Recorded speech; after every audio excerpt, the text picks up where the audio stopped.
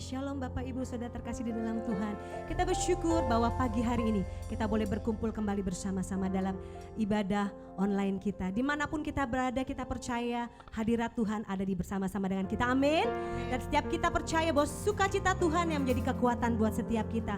Apapun yang saat ini sedang kita hadapi, kita lihat keadaan di luar sana semakin tidak menentu. Satu hal kita percaya, kita punya kerajaan yang tidak tergoncangkan, yaitu di dalam nama Tuhan Yesus, Tuhan dan Juru Selamat kita. Amin. Kerajaannya tidak pernah tergoncangkan. Mari sebelum kita mulai ibadah kita pagi hari ini, kita akan satukan hati kita bersama-sama di dalam doa. Haleluya, terima kasih Tuhan Yesus. Kami mengucap syukur ya Bapa. Terima kasih buat pagi hari ini, buat hari ini kalau kami boleh ada. Sebagaimana kami ada itu semua karena anugerah Tuhan. Semua karena Tuhan sayang kepada setiap kami Bapa. Kami mengucap syukur, tak henti-hentinya kami bersyukur buat segala kebaikan-Mu dalam hidup kami Tuhan. Sampai hari ini kami masih boleh menikmati kebaikan Tuhan, menikmati anugerah Tuhan. Sungguh tidak dapat kami pikirkan betapa baiknya Engkau Tuhan. Terima kasih Bapa. Dan biarlah pagi hari ini kami boleh mengalami perjumpaan pribadi dengan Tuhan. Ini yang menjadi kerinduan setiap hati kami Bapa, bahwa kami masuk dalam penyembahan bersama dengan Engkau ya Tuhan, menikmati kasih-Mu, menikmati anugerah-Mu ya Tuhan. Terima kasih Bapa, Kau yang memberikan sukacita, damai sejahtera, berkat-Mu atas setiap kami. Terpujilah nama Tuhan Yesus. Haleluya, amin. Haleluya. Mari saya undang kita bangkit berdiri bersama-sama. Kita mau serukan nama Tuhan. Kita mau masuk hadiratnya dengan puji-pujian, ucapan syukur dan sorak-sorai kemenangan bagi nama Tuhan. Haleluya. Haleluya. Mari sama-sama kita katakan, terpujilah Engkau Tuhan, dulu sekarang dan selama-lamanya. Kasih setia-Mu ya Bapa. Haleluya. Kita mau masuk dalam hadiratnya. Masuk hadiratnya dengan hati bersyukur, masuk gerbangnya dengan pujian, bermasmurlah bagi Dia, nyanyikan nyanyian baru, bersukacita sekarang.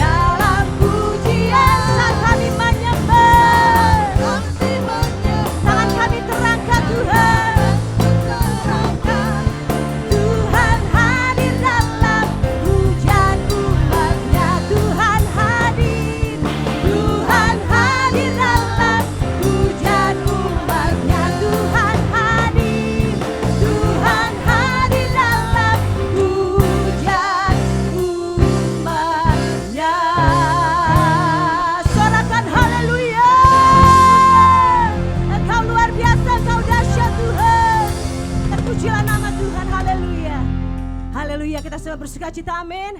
Dan saatnya kita akan menyaksikan bersama-sama Voice of Pentecost. Tuhan Yesus memberkati.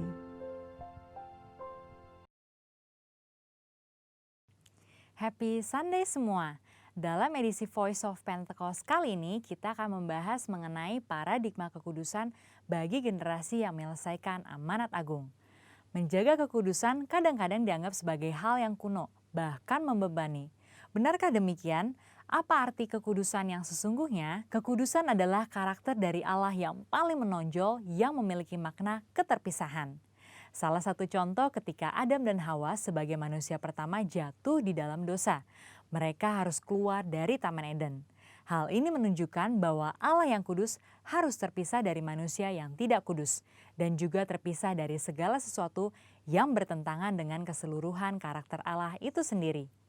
Akan tetapi kekudusan Tuhan bukanlah hanya kekudusan yang memisahkan dan menghakimi segala yang tidak kudus, melainkan juga menjangkau manusia yang berdosa dan memberikan pengudusan bagi mereka. Maka dengan itu ada 3 paradigma kekudusan. Yang pertama, kekudusan itu indah dan didambakan. Kita dapat melihat bahwa seluruh ciptaannya sungguh sangat baik. Dan kata baik juga mencangkup segala pengertian seperti keindahan dan kedambaan. Dalam Mazmur 96 ayat 9 dikatakan, sujudlah menyembah kepada Tuhan dengan berhiaskan kekudusan. Kata berhiaskan kekudusan menunjukkan bahwa kekudusan adalah hal yang mulia dan indah di hadapan Allah. Kita sebagai manusia baru di dalam Kristus sudah seharusnya memandang semua hal yang berasal dari Tuhan adalah hal-hal yang kudus, hal yang baik, indah, menyenangkan, dan didambakan. Pola pikir bahwa hal-hal yang tidak kudus membawa kenikmatan seharusnya kita tanggalkan. Sebagai insan Pentakosta yang hidup bergantung kepada Roh Kudus setiap saat, sudah selayaknya kita mengalami kemenangan dari kedagingan. Yang kedua, kekudusan itu menular dan menyebar. Paradigma yang baru tentang kekudusan juga dinyatakan dalam kehidupan dan pelayanan Yesus. Dalam pelayanannya, Yesus sering digambarkan berada bersama dengan orang-orang yang najis menurut Taurat. Dalam Lukas 5 ayat 12-14 dikisahkan bagaimana Yesus berjumpa dengan seorang yang penuh kusta. Orang tersebut meminta kepada Yesus untuk menahirkannya, yang kemudian diresponi oleh Yesus dengan menjamahnya dan berkata, "Jadilah engkau tahir." Dan Alkitab mencatat bahwa orang tersebut menjadi tahir. Ketika Yesus menjamah orang yang sakit kusta yang najis menurut Taurat, Yesus tidaklah menjadi najis. Namun sebaliknya, kekudusan Yesus terimpartasi kepada orang yang sakit kusta itu dan mentahirkannya. Hal ini selayaknya memberikan paradigma baru dalam kita memandang kekudusan, yaitu kekudusan itu menular dan menyebar. Yang ketiga, kekudusan menjangkau banyak orang. Dengan pengurapan Roh Kudus, maka sudah seharusnya kita menjangkau orang lain dan menularkan kekudusan tersebut. Kekudusan bukan lagi hanya sekedar yang penting saya sendiri yang kudus. Dalam Imamat 19 ayat 2, pertama-tama Tuhan berkata, "Kuduslah kamu sebab aku Tuhan Allahmu kudus." Setelah itu mulai dari ayat 3 dan seterusnya, Tuhan memberikan serangkaian perintah kepada umat Israel untuk melakukan perintah seperti menghormati ayah dan ibu ataupun bertindak jujur. Hal-hal yang diminta Tuhan ini menunjukkan bahwa kekudusan bukan berdampak hanya untuk diri sendiri, tetapi juga berdampak secara horizontal, yaitu kekudusan menjangkau banyak orang. Terkait hal ini, gereja kita yang ada di Bandung memiliki kisah yang unik dalam perjalanan sejarahnya. Pada waktu itu tahun 1992, tidak ada lagi gedung pertemuan umum yang bersedia untuk menyewakan tempatnya secara permanen. Namun tiba-tiba ada satu tempat yang bersedia menyewakan tempatnya untuk ibadah dan dikontrak untuk waktu yang cukup lama. Tempat tersebut adalah Gedung Paramount yang adalah sebuah nightclub. Pada saat itu gembala sidang kita dihadapkan dengan keputusan yang sulit. Beliau pun teringat bahwa pada waktu sebelumnya dalam KKR di Batam, hal serupa juga terjadi. Pada waktu itu tidak ada tempat untuk melaksanakan KKR kecuali sebuah tempat karaoke. Akhirnya KKR tetap dilaksanakan di tempat karaoke tersebut disertai lawatan Tuhan yang luar biasa. Karena hadirat Tuhan tidak dibatasi oleh tempat atau apapun juga. Pada akhirnya gembala sidang kita menyetujui penggunaan Gedung Paramount untuk menjadi tempat ibadah minggu. Meskipun tempatnya aneh menurut manusia, tetapi hadirat Tuhan memenuhi tiap ruangan ibadah dan lawatannya pun terjadi setiap minggu. Banyak orang bertobat dan jiwa-jiwa bertambah hari demi hari. Wow! Kesimpulannya, Tuhan sedang memanggil kita untuk hidup dalam kekudusan guna menyelesaikan amanat agung. Dalam Wahyu 22 ayat 11 dikatakan, barang siapa yang berbuat jahat, biarlah ia terus berbuat jahat. Barang siapa yang kudus, biarlah ia terus menguduskan dirinya. Mari kita terus mengerjakan dan menjalani kehidupan kita, bergerak dan menularkan kekudusan kemanapun kita pergi untuk menuai banyak jiwa. Tuhan Yesus memberkati.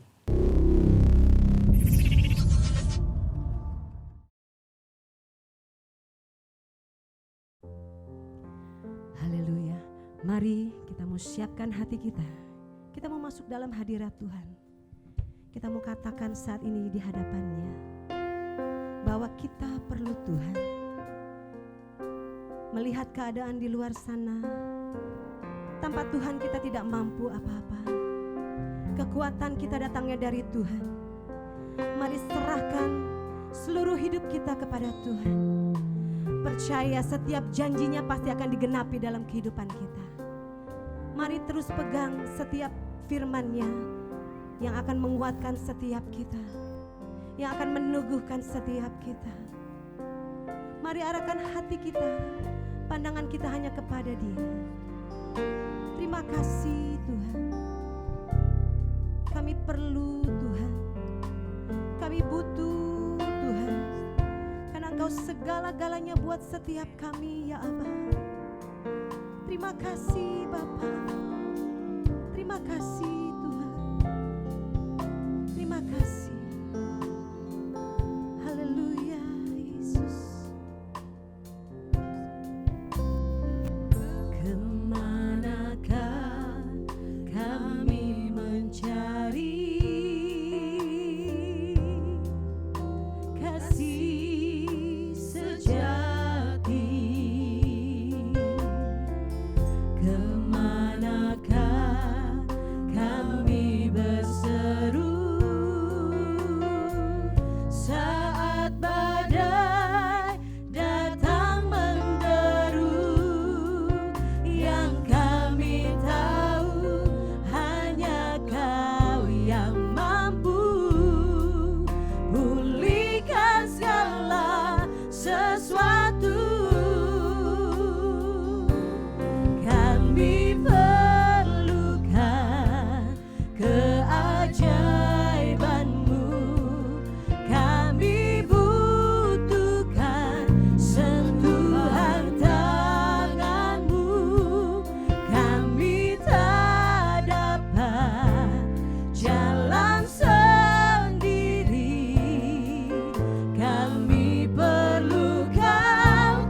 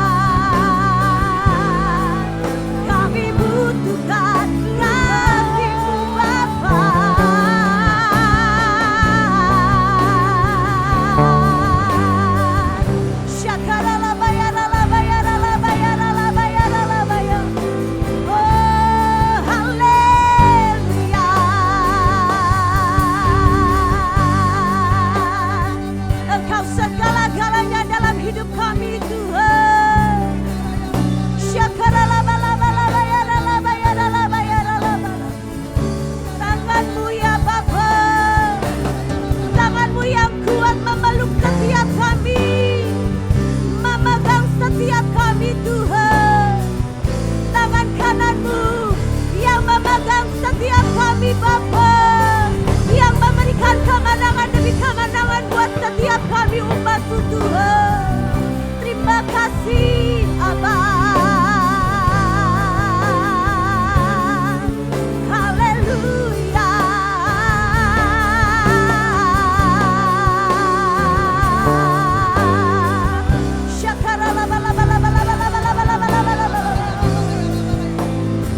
Haleluya. Kami perlukan keajaiban-Mu. Kami butuhkan sentuhan tangan-Mu. Kami tak dapat jalan sendiri. Kami perlukan, yes Lord, kami perlukan Tuhan. Haleluya.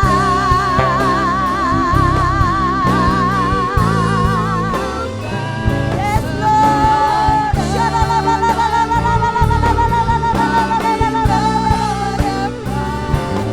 Jalan sendiri kami perlukan Tuhan. Kami perlukan.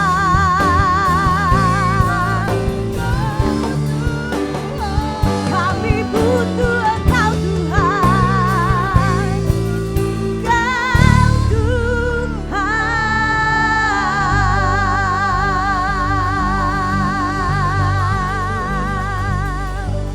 Haleluya. Haleluya.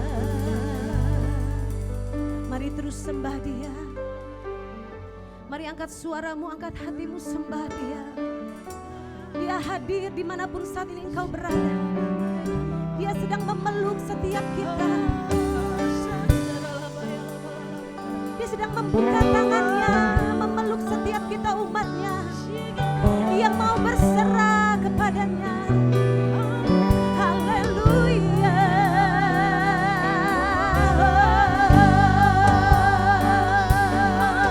Haleluya. Haleluya.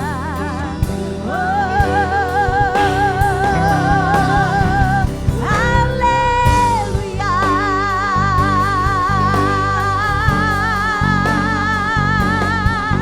Haleluya.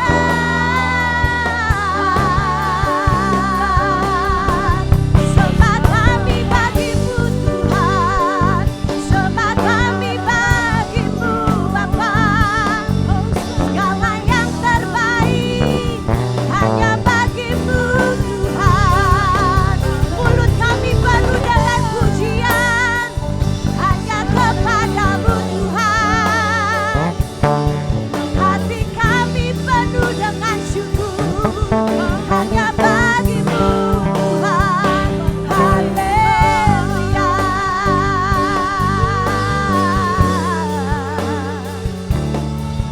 Haleluya. Haleluya. Haleluya.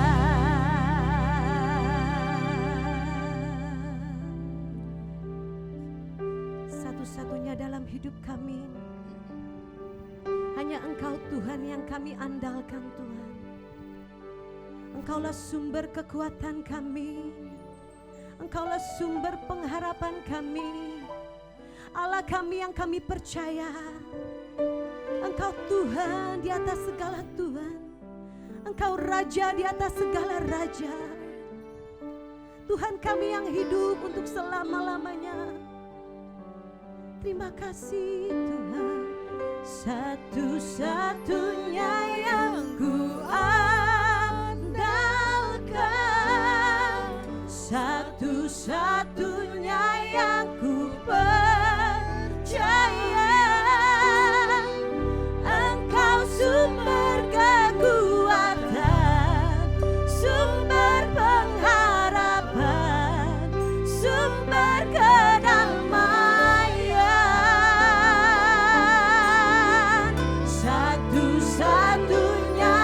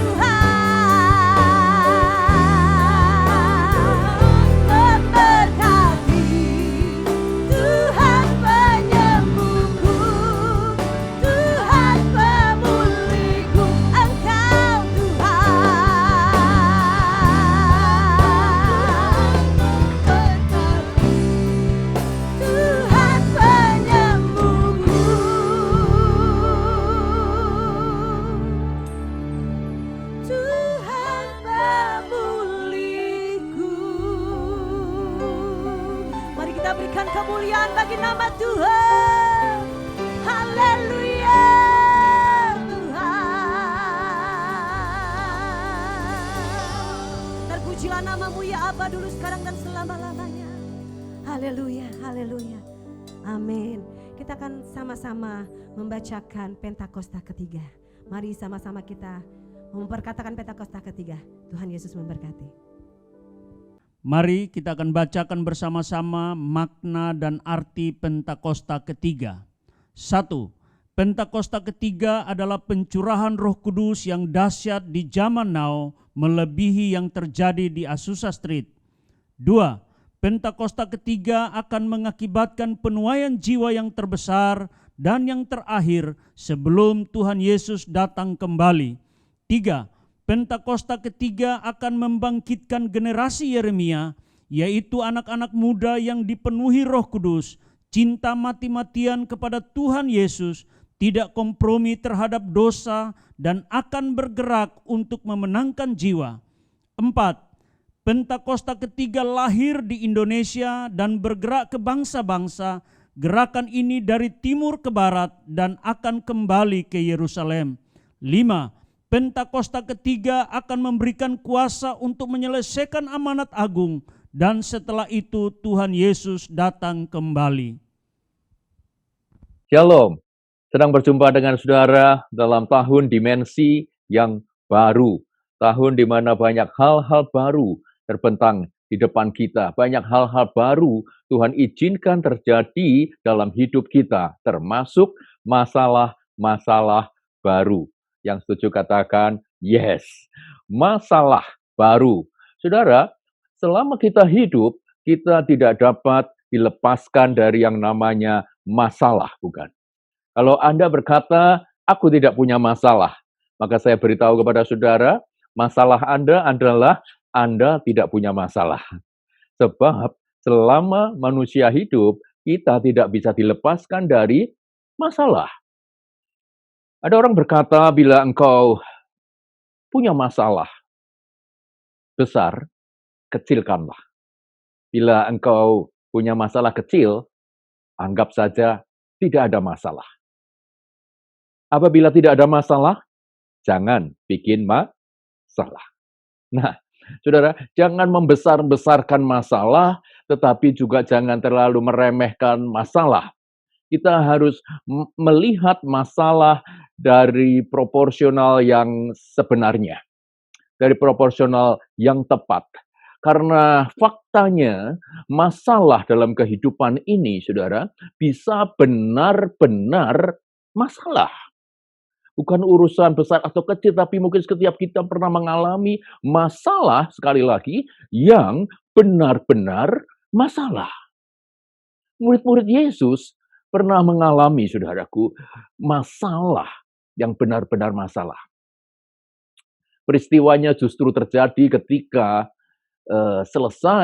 baru saja selesai mereka mengalami satu euforia, kegembiraan ketika Yesus melakukan mujizat mengenyangkan 5.000 orang dengan 5 ketul roti dan 2 ekor ikan, mengenyangkan ribuan orang. Oh, luar biasa. Tetapi kemudian ketika Yesus berkata untuk menyuruh orang banyak itu pulang, Yesus menyuruh murid-muridnya untuk mendahului dia bertolak ke seberang. Dan apa yang terjadi? Murid-murid Yesus kemudian ketemu masalah. Taat sama Yesus, taat sama perintah Tuhan, tetapi mereka ketemu masalah. Jangan sampai di antara kita berkata bahwa kalau kita taat sama Tuhan, lantas dalam kehidupan ini kita tidak ketemu masalah. Saudara, tetapi apa artinya masalah kalau kita membawanya kepada Allah? Apa artinya masalah kalau kita membuatnya kita dekat kepada Tuhan? Nah, saudara, mari kita lihat kisah yang menarik itu di dalam Injil Matius, Matius pasal 14 ayat 22 sampai dengan ayat yang ke-33. Matius pasal 14 ayat 22 hingga ayat yang ke-33. Judulnya boleh dibaca, Yesus berjalan di atas air. Nah, mari kita lihat kisah itu. Sesudah itu, Yesus segera memerintahkan murid-muridnya naik ke perahu dan mendahulunya ke seberang. Sesudah itu, sesudah mana? Sesudah peristiwa yang luar biasa, berkat yang berlimpah-limpah. 5.000 orang dikenyangkan melalui mujizat pelipat gandaan, 5 ketul roti, dan 2 ekor ikan. Sesudah itu murid-muridnya naik perahu dan mendahulinya ke seberang, sementara itu ia menyuruh orang banyak pulang. Dan setelah orang banyak itu disuruhnya pulang, Yesus naik ke atas bukit untuk berdoa seorang diri. Ketika hari sudah malam, ia sendirian di situ. Perahu murid-muridnya sudah beberapa mil jauhnya dari pantai dan diombang-ambingkan gelombang karena angin sakal. Kira-kira jam 3 malam, datanglah Yesus kepada mereka berjalan di atas air. Ayat 26. Ketika murid-muridnya melihat dia berjalan di atas air, mereka terkejut dan berseru, "Itu hantu!" Lalu berteriak-teriak karena takut. Tetapi Yesus berkata kepada mereka, "Tenanglah, aku ini, jangan takut." Lalu Petrus berseru dan menjawab dia, "Tuhan, apabila Engkau itu, suruhlah aku datang kepadamu berjalan di atas air."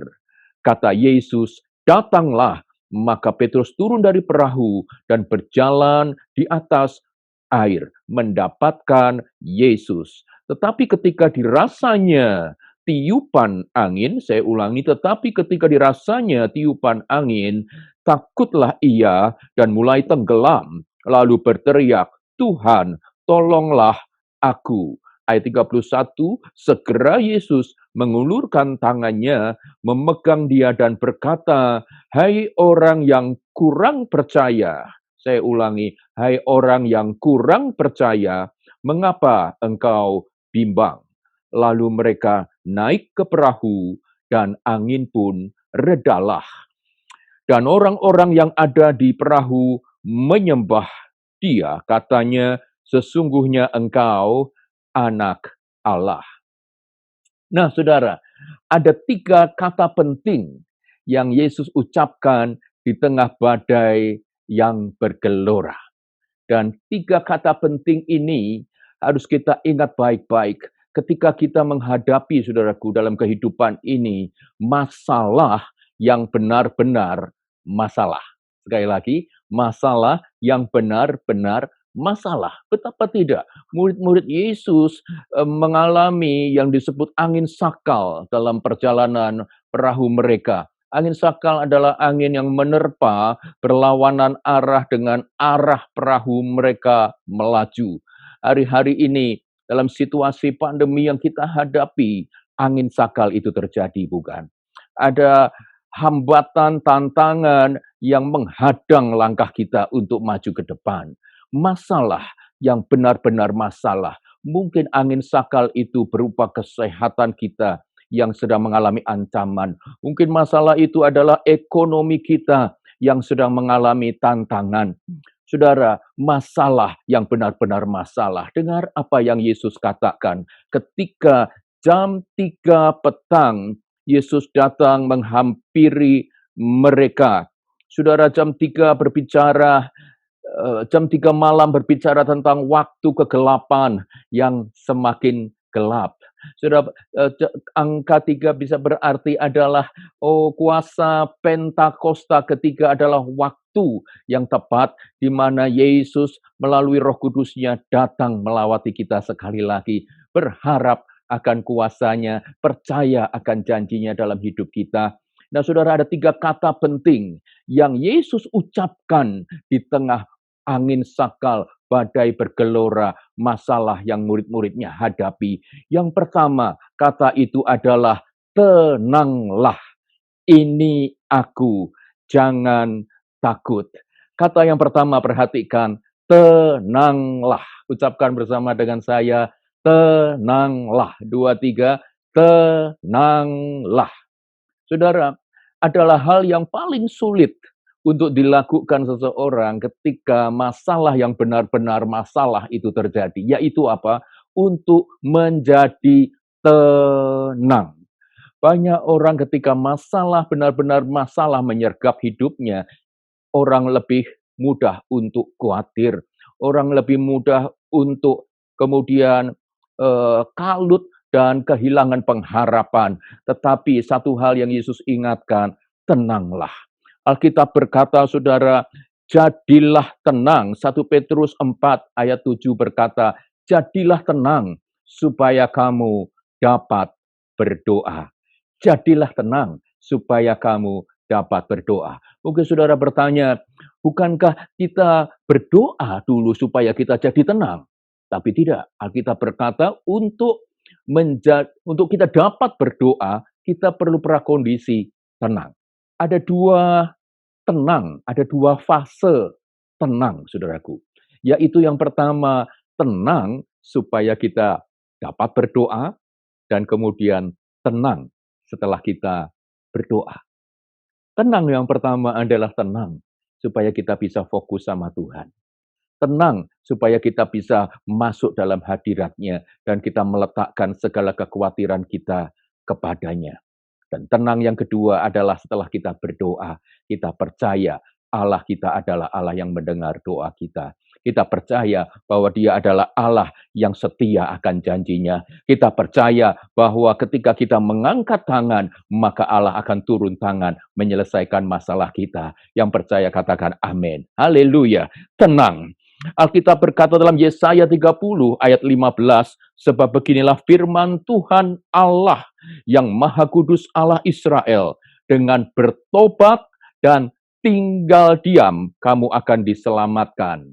Dalam tinggal tenang dan percaya terletak kekuatanmu. Haleluya.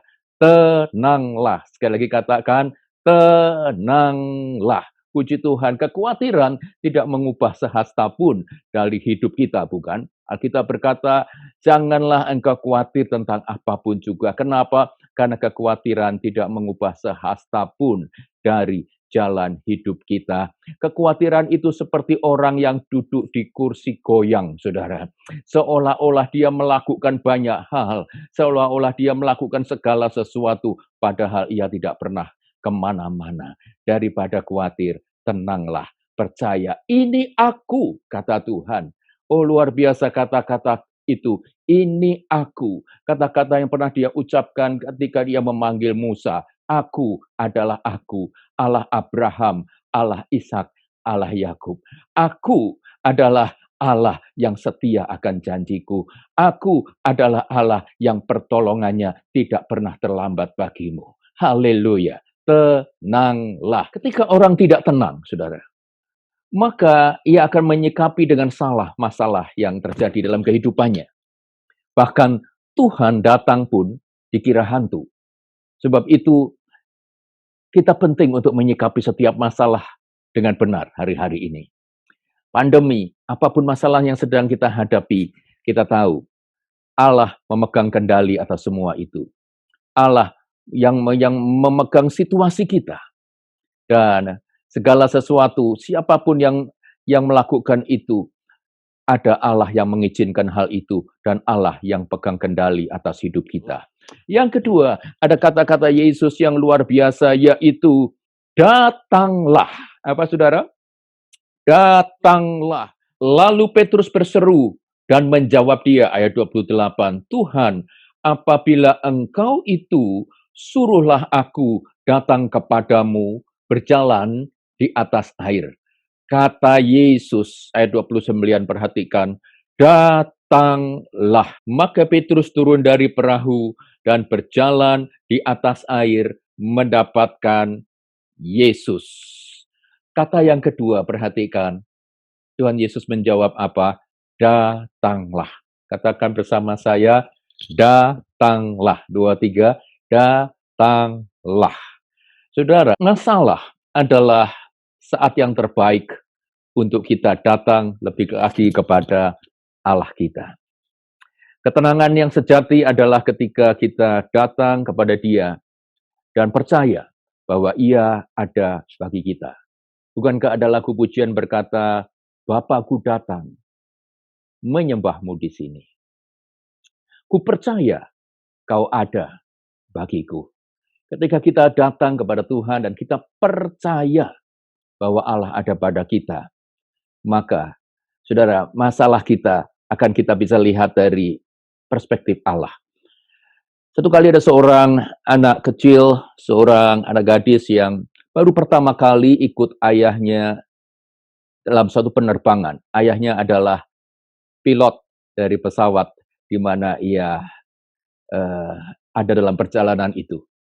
Saudara, ketika perjalanan berjalan beberapa jam kemudian, pesawat memasuki suatu kondisi turbulensi. Dan goncangan terjadi atas pesawat dan kemudian kepanikan mulai melanda penumpang pesawat itu.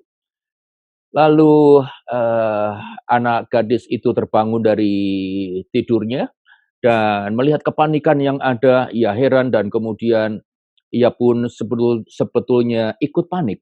Tapi sejenak kemudian ia panggil pramugari yang lewat ke arahnya dan dia mulai bertanya, "Ma'am, is my dad still there?" Apakah ayahku ada di sana? Telunjuk kecilnya menunjuk ke arah kokpit di mana ayahnya sedang berada sebagai pilot pesawat itu. Lalu pramugari itu menjawab demikian, "Ya, Nak, ayahmu ada di sana.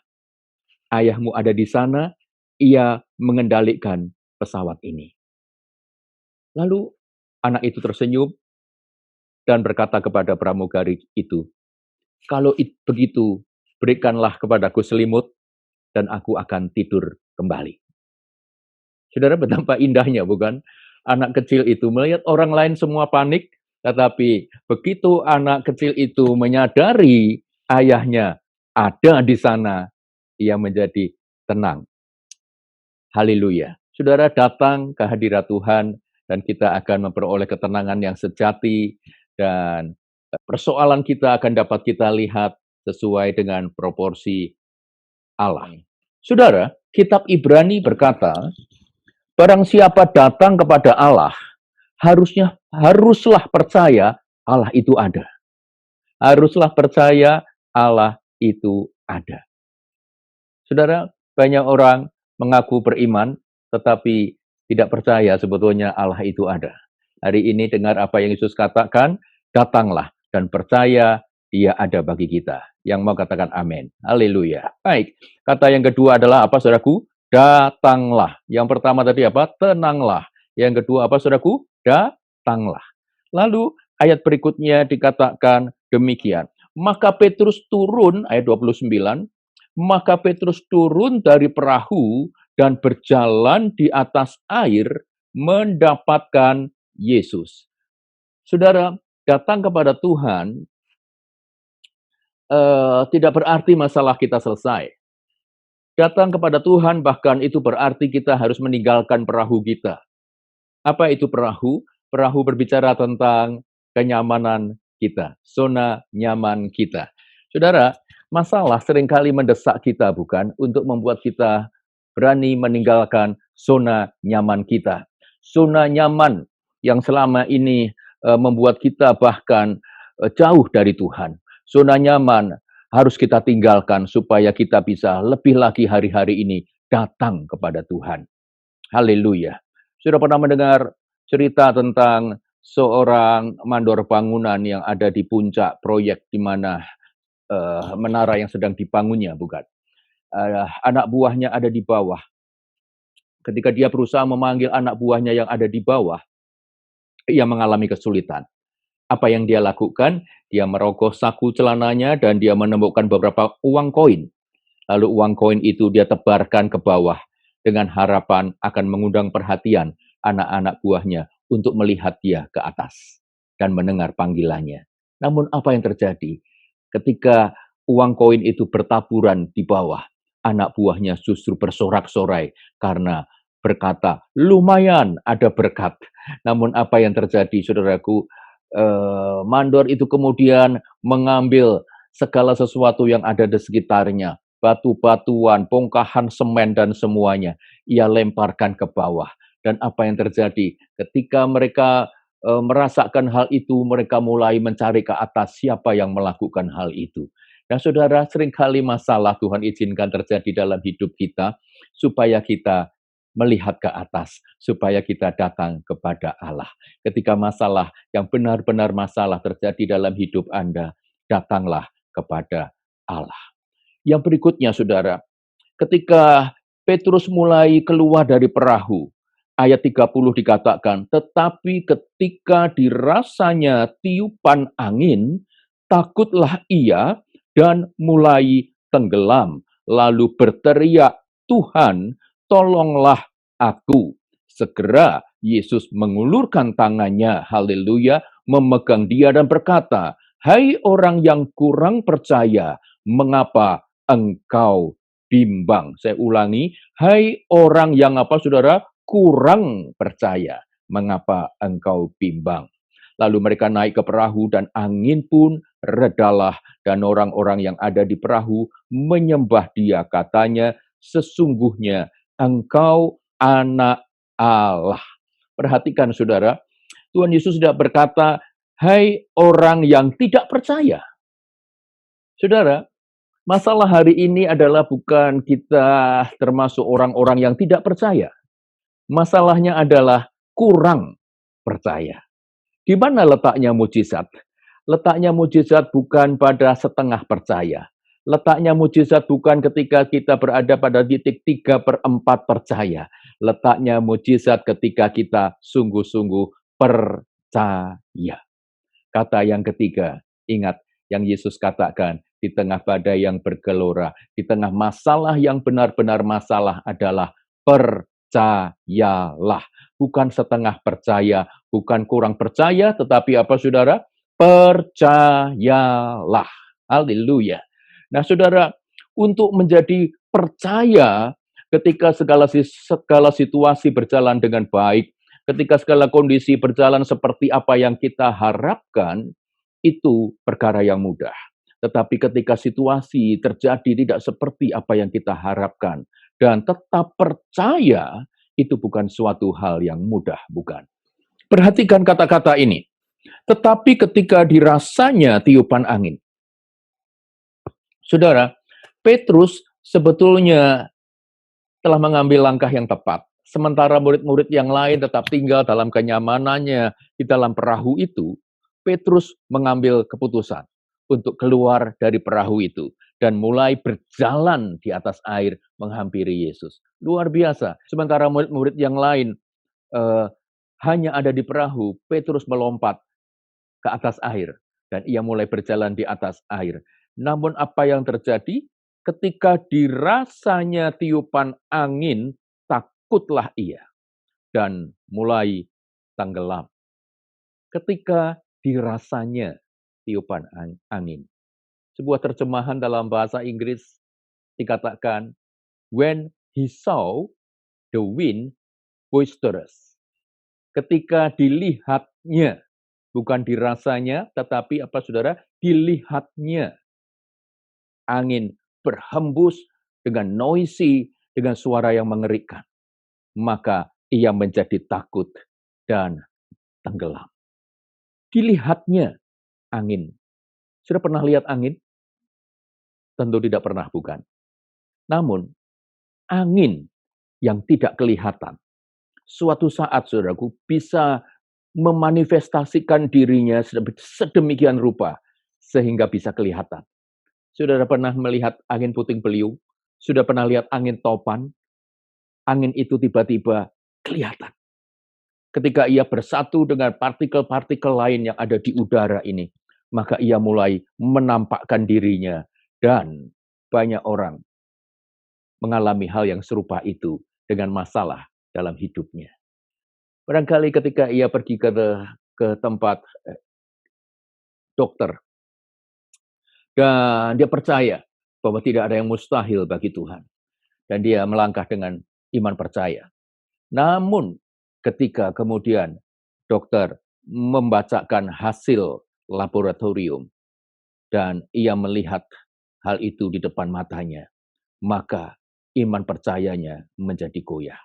ketika dokter berkata, ya, positif COVID, ya, positif kanker. Maka orang yang tadinya mungkin berkata, aku percaya, dia belum tentu tetap percaya. Inilah yang Yesus katakan, jangan menjadi kurang percaya. Percayalah.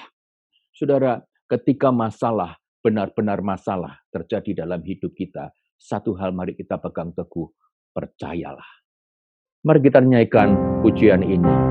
Hatiku percaya,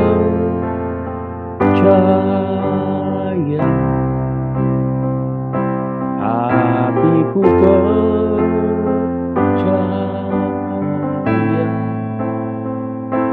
hatiku percaya,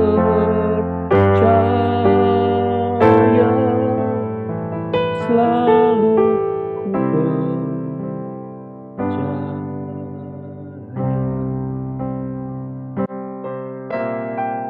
Datang kepada Tuhan, tenanglah, datanglah, percayalah. Kami datang kepadamu ya Tuhan, kami menyadari masalah yang sedang kami hadapi. Bagi kami terasa benar-benar masalah. Tapi ini sungguh waktu yang berharga untuk kami mengenal Allah yang lebih besar dari segala masalah kami. Kami mau belajar tenang dalam hadirat-Mu, datang kepadamu lebih dari waktu-waktu kemarin. Terima kasih buat masalah, supaya kami lebih lagi datang kepadamu. Dan kami mau menguatkan iman percaya kami, seperti Daud mengangkat iman percayanya. Haleluya, haleluya. Hatiku percaya,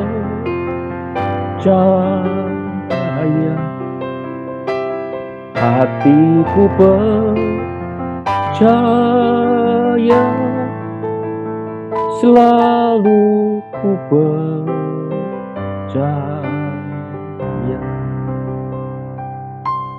Dalam nama Tuhan Yesus, kami berdoa dan mengucap syukur. Haleluya. Amin.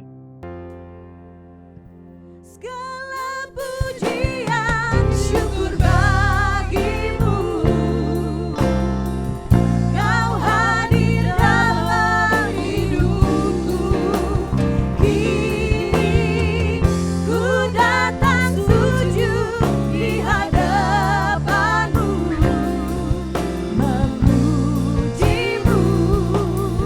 menyembahmu. Yesus, ku menyembahmu. Yesus, ku menyembahmu. Yesus, ku menyembahmu.